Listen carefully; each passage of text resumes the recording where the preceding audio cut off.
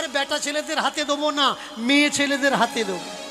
এই যে দেখবেন স্কুলের মিড ডে মিল সরকার চালু করেছে, করেনি? বাচ্চাদের খাবার দাবারের জন্যে। অধিকারগুলো কাদের হাতে দিয়েছে? মায়েদের হাতে দিয়েছে।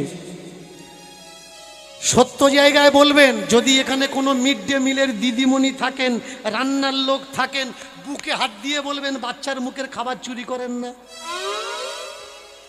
আমি কীর্তন ছেড়ে দেবো, কীর্তন করব না। যে জগতের মা ভালো নয়, সে জগতের মহাপুরুষের জন্ম কি করে হয়?